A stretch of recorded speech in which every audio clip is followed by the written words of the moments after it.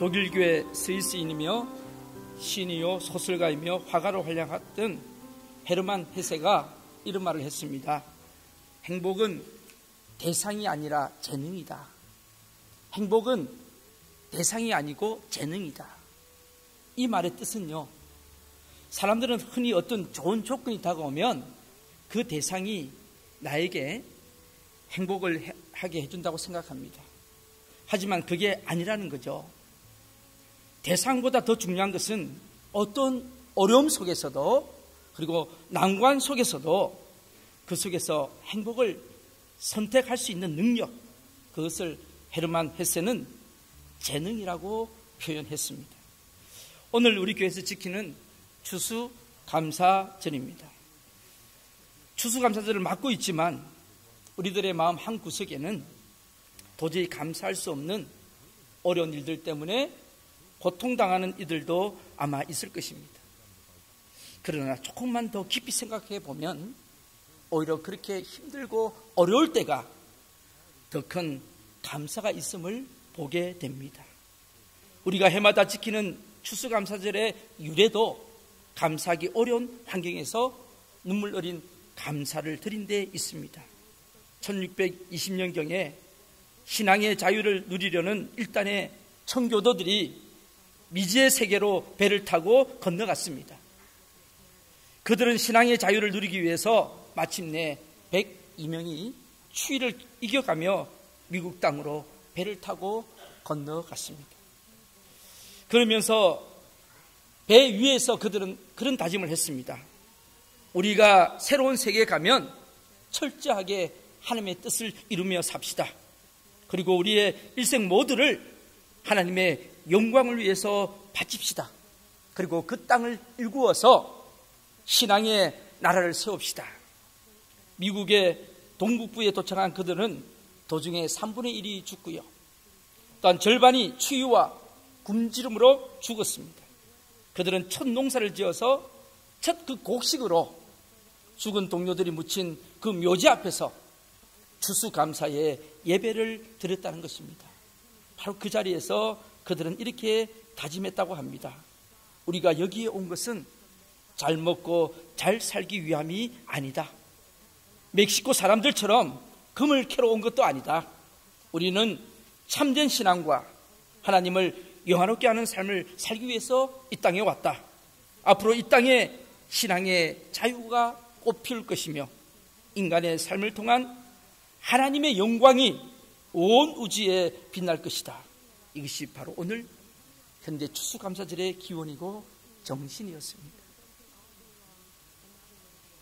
얼마 전에 제가 소개해드렸던 도종환 시인의 시가 있죠. 한 번 더 제가 앞부분을 읽어드리려고 합니다. 도종환 시인의 시, 흔들리며 피는 꽃. 흔들리지 않고 피는 꽃이 어디 있으랴. 이 세상 그 어떤 아름다운 꽃들도 다 흔들리면서 피었나니, 흔들리면서도 줄기를 곱게 세웠나니, 흔들리지 않고 가는 사랑이 어디 있으랴. 젖지 않고 가는 삶이 어디 있으랴. 우리의 삶도 흔들리며 피는 꽃과 같습니다. 여러 가지 경제도 어렵고요, 내일을 알 수 없는 현실 앞에 두려움이 있습니다.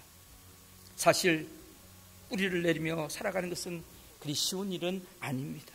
그러나 흔들리지 않고 피는 꽃이 없듯이 흔들리지 않고 뿌리를 내릴 수 있는 성도도 없습니다.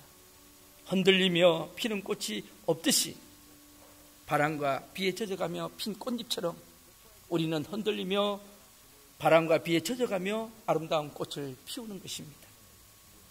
흔들린다고 쓰러지는 것은 아닙니다. 인생의 거센 비바람이 흔들릴지라도 우리는 결코 낙심하지 않습니다. 오히려 감사합니다. 이것이 인생이요, 저는 신앙이라고 생각합니다. 흔들리면서도 감사해야 할 이유가 뭘까요?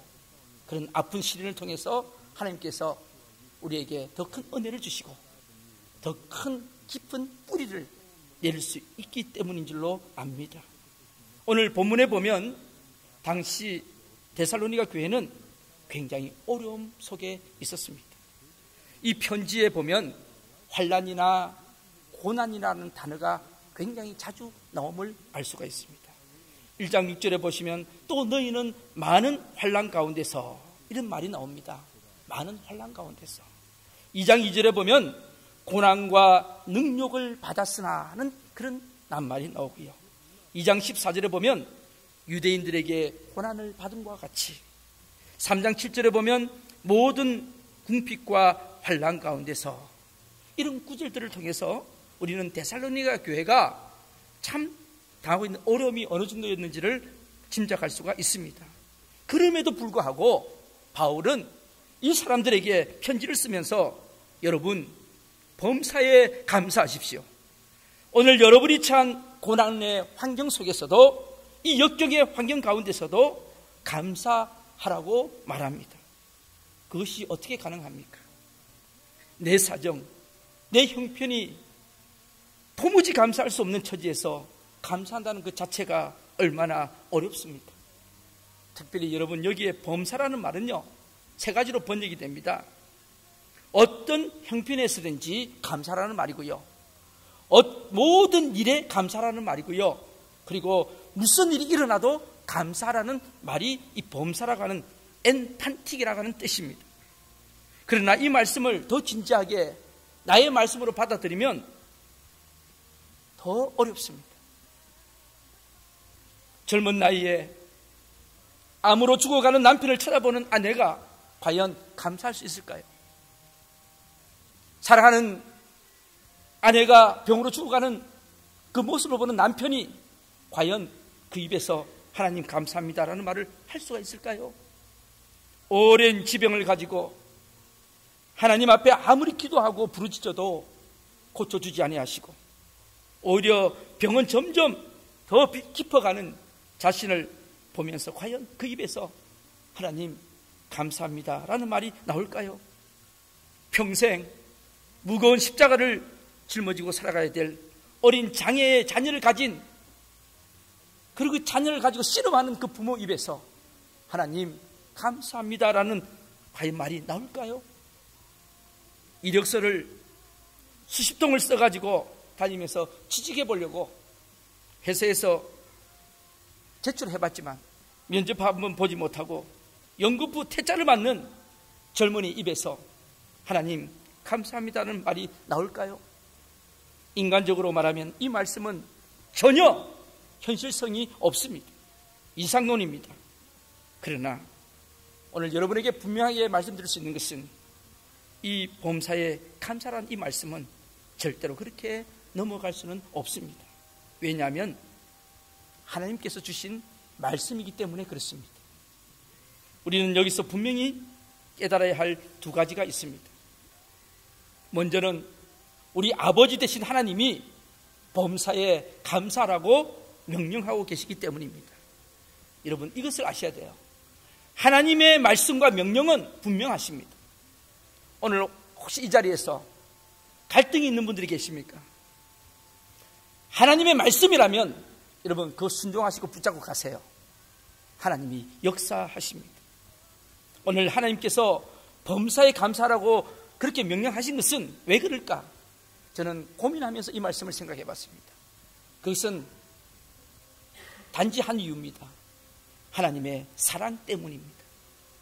하나님의 사랑. 죄악 가운데서 영원히 죽을 수밖에 없는 우리를 위해서 독생자 예수 그리스도를 이 땅에 보내주시고 십자가에서 죽이신 그 사랑, 도대체 인간이 뭐길래, 나 같은 존재가 뭐길래 하나님께서 은혜로 구원해 주셔서 이렇게 하나님의 자녀를 삼아 주셨습니까? 여러분, 이 사랑을 깨닫는다면 다른 어떤 이유도 필요가 없을 줄로 압니다. 저는 모태신앙은 아닙니다. 그러나 교회가 제 집 앞에 어릴 때 있어서 유치원 때부터, 유치부 때부터 교회를 다녔습니다. 가니까 너무 좋았어요. 선생님이 너무 사랑해 주시고요, 교회가 분위기가 너무 좋고요, 즐거웠어요. 그래서 아무 생각 없이 계속 교회를 다녔습니다. 주일학교 생활이 즐거웠고 중고등부 때 교회 생활이 그렇게 즐거웠습니다. 친구들과의 만남이 그렇게 좋았습니다. 그러나 주님의 귀한 사랑을 깨닫기까지는 많은 세월과 시간이 지나고 난 뒤였습니다. 대학 3학년 때 고난주간이었습니다. 토요일 새벽이라고 기억이 됩니다. 그 당시에 저희 모 교회에서는 고난주간 3일을 무덤 지키는 기도회라 해서 여기 단상에다가 관을 하나 만들어놔요. 모형 관을 하나 만들어 놓고 거기다가 앞에서 이제 1시간에서 2시간씩 릴레이 기도를 합니다.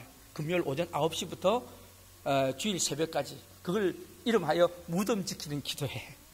그래서 제가 토요일 새벽에 제 순서를 맡았었습니다. 관 앞에서 무릎을 꿇고요, 하나님 앞에 손을 들고 기도를 하는데, 그 관을 보면서 갑자기 십자가의 사랑이 깨달아지기 시작합니다.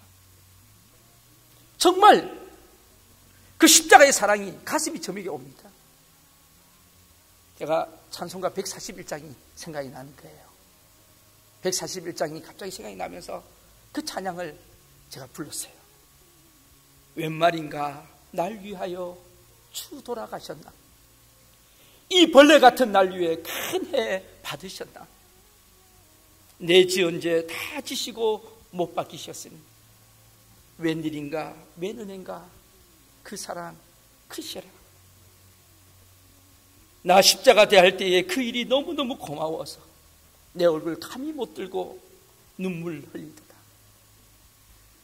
사절 가사를 부를 때 저는 하나님 앞에 꼬꾸라졌습니다. 늘 울어도 눈물로서 못 갚을 줄 알아. 몸밖에 드릴 것 없어 이 몸 드립니다. 늘 울어도 눈물로서 못 갚을 줄 알아서 내 몸밖에 드릴 것 없어서 이 몸 드리기를 원합니다.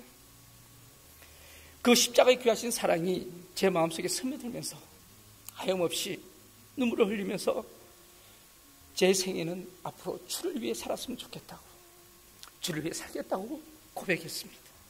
어린 믿음이었지만, 여린 믿음이었지만 그때 하나님께서는 제 기도를 들어 응답해 주신 줄로 믿습니다.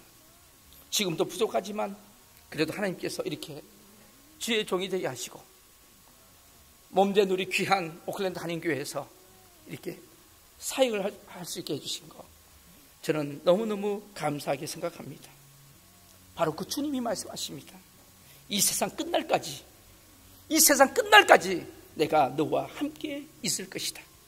두려워 말라, 내가 너와 함께 하겠다. 그 예수님을 우리는 마음에 모시고 삽니다.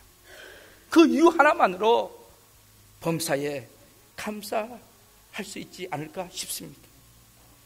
하나님께서 그렇게 할 수 있다고 말씀하십니다. 예수님 한 분 소유만으로도 하나님의 자녀로서의 행복을 느낄 수 있다면 그 사람은 언제든지 감사할 수 있고, 그 어떤 조건에서도 하나님 감사합니다 하고 찬송할 수 있는 줄로 믿습니다. 또한 두 번째 이유는 이 감사하는 삶이 바로 하나님의 뜻이라는 겁니다. 여러분, 감사하면서 살아가는 것이 하나님의 방식이요, 하나님의 삶 자체입니다. 18절 말씀입니다. 우리 함께 18절 말씀 함께 한 목소리로 한번 읽어보실까요? 5장 18절 시작. 범사에 감사하라. 이것이 그리스도 예수 안에서 너희를 향하신 하나님의 뜻이니라. 아멘. 이것이 하나님이 원하시는 것이라는 것입니다.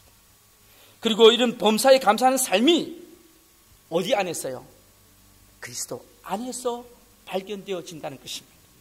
다시 말씀드리면 우리는 예수 그리스도 안에서 범사를 바라볼 때 모든 일에 감사할 수 있다는 것입니다.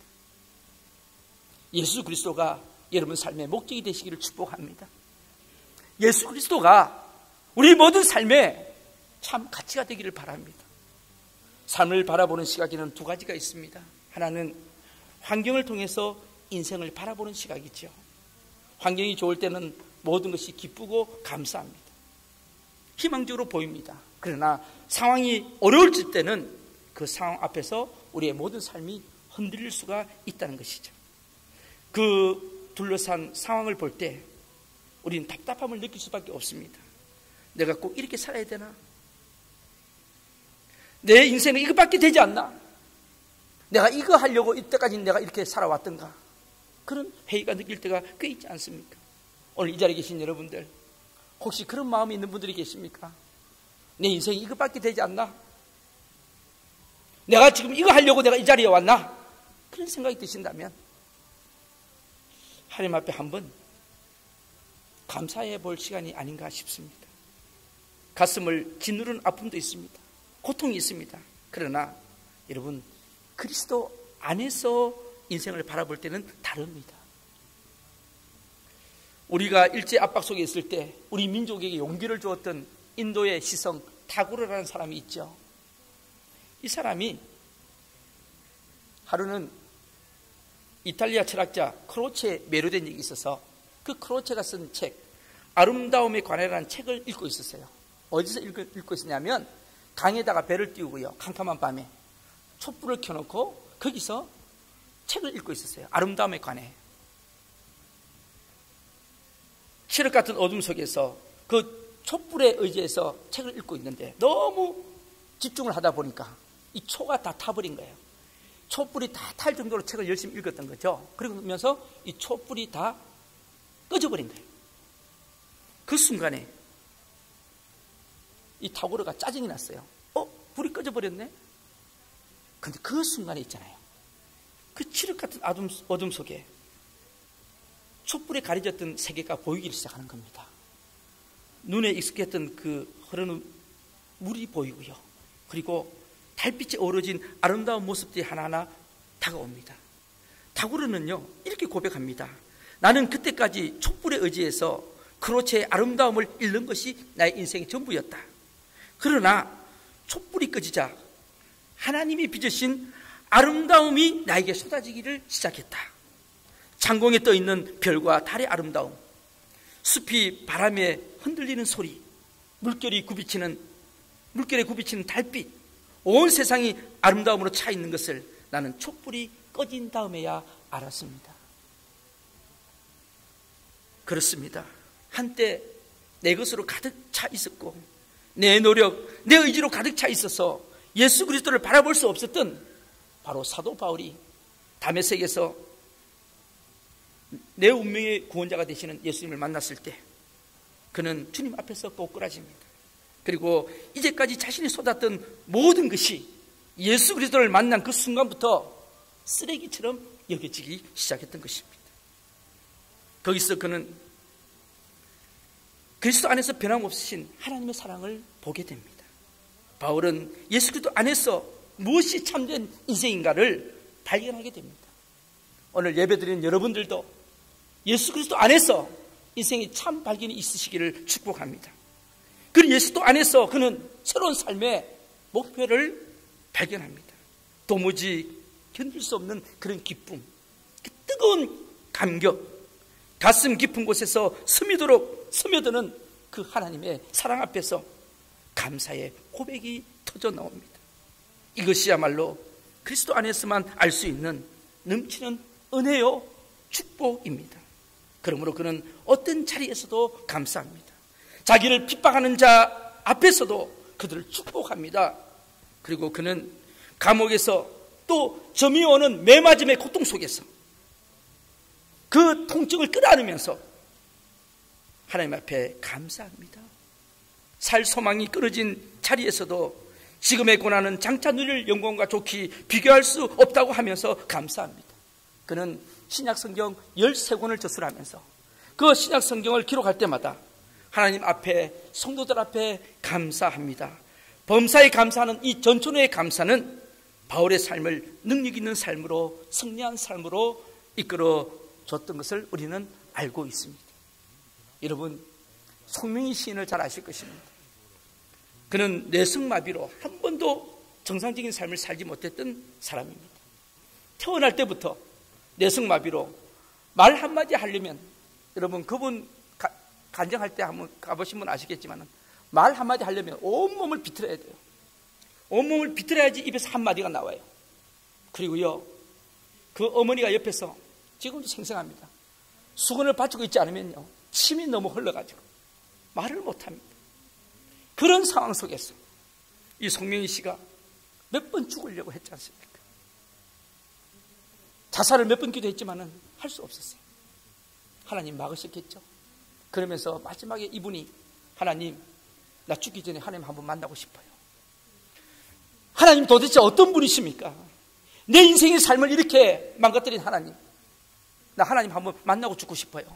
그러면서 기도하는 가운데 하나님을 만나게 되고, 그때 하나님의 음성을 듣게 되죠. 두려워하지 말라, 내가 너와 함께함이니라. 놀라지 말라, 나는 너의 하나님이 됨이니라.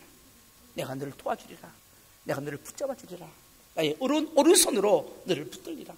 이 음성을 듣고 송명희 시인은 예수님을 만나게 되고요, 그의 인생이 새롭게 바뀌어지면서 주옥 같은 시를 쓰게 됩니다. 그 시 중에서 한 편이 바로 나라는 시입니다. 참 많이 불렀죠, 이 찬양, 복음성으로요. 그 나라는 시가 가사가 그렇습니다.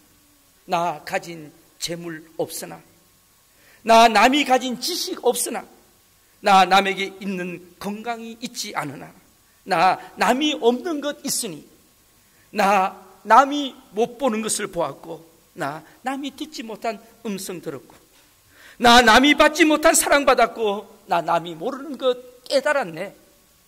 자, 그 다음에 보세요, 여러분들. 공평하신 하나님이 나 남이 가진 것 나 없지만은, 그 공평하신 하나님이 나 남이 없는 것 갖게 하셨네. 이게 말이 됩니까? 1급 뇌성마비 환자가 이게 말이 되냐고요. 어떻게 공평하신 하나님이십니까? 무엇을 감사합니까? 무엇 때문에 감격하고 있는 것입니까? 뇌성마비로 남이 가진 거 90%를 가지지 못했어요. 그렇지만 예수님을 만났습니다. 예수님이 그의 마음을 가득히 채웠습니다. 그러자 무엇이라고 감사합니까? 남이 갖지 못한 것 내게 있고, 내가 가진 것 남이 없는 것을 비교하면서 오히려 주님, 나는 세상 사람이 가지고 즐기는 것 없어도 예수님 한 분, 그분의 사랑을 받고 그분을 눈으로 보고 그분의 음성을 듣는 것만으로 나는 행복합니다, 감사합니다, 그렇게 말하고 있지 않습니까? 예수님 때문에 항상 감사하고 범사에 감사하는 아름다운 예라고 생각합니다. 사랑하는 성도 여러분들, 진정 예수 그리스도 안에서 발견되어지는 가치와 아름다운 구원의 감격, 감사와 기쁨의 능력을 회복할 수 있을 줄로 믿습니다. 어떤 사탄 나라에서요, 이 마귀가 사업이 잘 안 돼가지고 이제 모든 사업을 다 정리하고 그동안 사람들을 공격하기 위해서 사용했던 무기들을 모아가지고 경매에 붙이기로 했대요. 그래서 많은 사람들이 몰려들었어요. 야, 어떤 물건이 있을까? 그래서 이 마귀가 경매를 쫙 했는데, 사탄은 인간들의 마음을 미혹하고 넘어지게 하면서 악하게 하고 타락시켰던 무기들을 쫙 진열을 했습니다. 거기 보면은 시기심, 고집, 욕심, 보복심, 미움, 교만, 혈기, 열등의식, 하여튼 종류가 아주 쫙 펴져 있어요. 그런데요, 그 무기들 중에 가장 맨 끝에 아주 비싼 가격에 포장이 아주 고급스럽게 되어 있는 게 하나 있었어요. 그래서 사람들이 그곳에 모였습니다. 굉장히 비싸요. 이거는 경매하려도 돈이 비싸서 할 수가 없어요. 그 물건이 무슨 물건인지 아십니까? 사람들이 궁금해서 사탄에게 물었습니다. 근데 사탄은 설명합니다. 이 비싼 물건이 뭐냐? 바로 실망이라는 물건입니다. 실망. 이 실망이 얼마나 위력이 있었던지 사탄이 설명합니다. 대단히 훌륭한 일을 했던 사람도 이 실망으로 공격하면 일을 딱 멈추더라는 거예요. 특히 교사들한테 딱 주면 백발백중이래요. 그 다음에 집사들, 장로들, 목사들까지도 딱이 갖다 붙여버리니까 이 무기 앞에서 꼼짝 못하고 무기력하면 아무 쓸모없는 그런 사람이 되더라는 거예요. 그러면서 입에 거품을 물고 설명을 합니다. 이거는 굉장히 좋은 물건이라고, 사시라고. 그때 어떤 사람이 손을 들고 질문을 합니다. 이봐, 미스터 사탄, 그 무기를 혹시 그 무기를 사용해도 넘어지지 않는 그리스도인이 있었냐고 묻습니다. 이 물건, 실망이라는 무기를 사용해도 넘어지지 않는 그리스도인이 있었는가 물었더니 이 사탄이 아주 괴로운 표정을 지으면서 있었다. 누군데? 이제 물었겠죠. 그랬더니 이 사탄의 입에서 뭐라 그러는지 아십니까? 항상 감사하는 성도가 안 넘어지더라. 항상 감사하는 성도가. 여러분, 범사의 감사는 사탄의 시험을 이길 수가 있는 겁니다. 제가 홈페이지에 목사 칼럼에다가 실었던 글을 하나 소개하고 마치려고 합니다. 그 제목이 그저께 제가 올려드렸는데, 바위를 꾸준히 밀었더니 미국 시골의 통나무 집에 한 병약한 병이 든 남자가 살고 있었습니다. 그 집 앞에는 큰 바위가 하나 있었습니다. 그 바위 때문에 집 출입이 힘들어요. 보기도 싫고요. 어느 날 하나님 꿈에 나타나 하나님 말씀하셨어요. 사랑하는 아들아, 집 앞에 바위를 매일 꾸준히 밀어라. 하나님 그런 음성을 주셨어요. 그래서 그때부터 이 사람이 희망을 가지고 매일 바위를 밀기를 시작했습니다. 왜냐하면 하나님이 나에게 초능력을 주셔가지고 이 바위를 움직이시려고 하는 모양이다. 바위를 옮기시려고 하는 모양이다. 그러면서 매일매일 시간 나는 대로 바위를 밀었어요. 8개월이 지났습니다. 그런데 점차 자신의 꿈에 대한 회의가 생겼습니다. 왜냐하면요, 바위가요 8개월 전하고 이렇게 자리를 지어봤더니요 1인치도 움직이지 않았어요. 전혀 움직이지 않았어요. 그래서 현관에 걸터 앉아가지고 지난 8개월 동안에 헛수고한 게 원통해가지고 이 사람이 퍼져 앉아가지고 울고 있었어요. 그때 하나님이 옆에 찾아오셔서 말씀하십니다. 아들아, 왜 그렇게 슬퍼하니? 물었어요. 그랬더니 이야기합니다. 하나님 때문에요. 하나님 말씀대로 지난 8개월 동안 희망을 품고 꾸준히 바위를 밀었는데 바위가 전혀 옮겨지지 않았습니다. 그때 하나님이 말씀하십니다. 나는 너에게 바위를 옮기라고 말한 적이 없다. 내가 너한테 언제 바위를 옮기라고 했니? 단지 바위를 밀라고 했을 뿐이다. 그러시는 거예요. 그래서 이제 이야기합니다. 그냥 바위를 밀라고 했잖아. 이제 너 거울에 가서 너 자신을 한번 봐봐. 너 자신의 모습을 한번 봐. 그래서 이 사람이 거울 앞으로 갔어요. 거울 앞에 딱 섰더니요, 그 거울 앞에 어떤 남자가 서 있냐면 더 이상 병약한 남자가 아니고 근육질의 남자가 있는 거예요. 몸이. 그리고 갑자기 깨달음이 스쳐갔습니다. 지난 8개월 동안에 내가 밤마다 하던 기침이 안 났었지. 아침마다 상쾌하게 눈을 떴었지. 그리고 잠도 잘 잤었지. 이런 생각들이 지나가면서 놀라운 깨달음을 가지게 된 거죠. 하나님의 계획은 바위의 위치를 변화시키는 것이 아니라 바로 이 사람을 변화시키는 일이었습니다. 그의 변화는 바위를 옮겼기 때문이 아니라 바위를 꾸준히 밀었기 때문에 생겼습니다. 우리 앞에 놓인 바위가 조금도 움직이지 않았지만 그 바위 때문에 기도하고 단련되어 자신이 만들어지고 변화되어지는 주님의 섭리가 개입되어 있음을 우리는 깨닫습니다. 여러분 앞에 바위가 있으십니까? 정말 짜증나는 일들이 있으십니까? 눈만 감으면 그 바위 때문에 힘이 드십니까? 하나님은 바위를 옮기라고 하지 아니하시고 밀라고 하십니다. 오늘도 여러분 기도하시면서 미세요. 이번 중보 기도회 때 오세요. 마음껏 밀게 해드릴 테니까 미세요. 어느 날인가 우리 몸이 하나님 앞에 놀랍게 변화되어 있을 줄로 압니다. 여러분, 우리 오클랜드 한인교회가 변화되면 이 오클랜드 땅이 변화됩니다. 이 뉴질랜드 땅이 변화됩니다. 저는 그렇게 믿습니다. 그래서 여러분, 너무 거대하게 계획 세우지 마세요. 나 하나가 바뀌면, 나 한 사람이 바뀌면 이 땅이 변화가 됩니다. 여러분 가정에 여러분 한 사람이 바뀌면 여러분 가정은 놀라운 기적이 일어날 줄로 믿습니다. 20세기에 유명했던 물리학자 아인슈타인이 그런 이야기 했어요.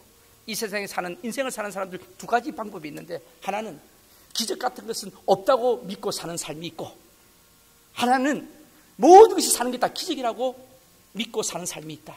나는 후자의 인생이다. 그렇게 이야기를 했습니다. 여러분들은 어떤 인생입니까? 영국의 작가 아이작 윌턴은요, 하나님의 주소가 두 군데래요. 여러분 한번 자세히 보세요. 하나님 어디 계시는지. 두 군데 계시는데 하나는 하늘나라에 계시고 하나는 한 곳에는 어디 계신다고요? 감사하는 사람의 마음속에 계신대요. 오늘 여러분 하나님이 어디 계십니까?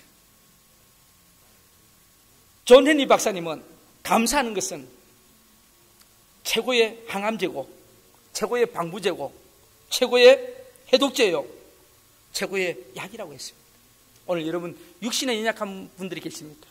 감사하며 기도하며 나가세요. 하나님께서 치유하는 역사가 일어나게 해주실 줄로 믿습니다. 마음에 고통이 있습니까? 인간관계 때문에 찌그러진 분들이 계십니까? 십자가에 죽으신 화평 가신 예수 그리스도 십자가를 바라보고 나가세요. 우리 온몸에 주님의 평강이 함께 임할 줄로 믿습니다. 사랑하는 우리 오클랜드 한인교회 권속 여러분, 우리 교회는 이제 새로운 비전을 가지고 이 오클랜드 땅에 영적인 불을 지피고 영혼 구원을 위한 힘찬 시작과 도전을 시작해 나가고 있습니다. 오늘 귀한 이 감사절의 예배를 드리면서 우리 모두가 다시 한번 주님 앞에 감사의 감격을 체험하시는 그런 계기가 되시기를 축복합니다. 믿음으로 우리는 구원을 받습니다. 믿으십니까? 믿음으로 우리는 구원을 받습니다. 순종함으로 우리는 기적을 체험합니다. 그런데요, 이 기쁨과 감격과 기적을 오래 체험하고 유지하는 신앙의 최고의 열매는 뭘까요? 뭘까요? 그렇습니다. 똑똑하시네. 감사합니다. 이 감사가 이 기적과 체험을 유지하는 귀한 비밀입니다. 최고의 감사는 감상이 아닙니다. 우리가 더 하나님 앞에 충성하시고 봉사하시고 헌신하시고 하나님 앞에 시간 들여지는 그런 일들이 있기를 축복합니다. 최고의 신앙의 이 열매인 감사로 아름답게 열매 맺는 2014년 최고의 추수 감사절이 되시기를 주님의 이름으로 간절히 축복합니다. 기도하시겠습니다.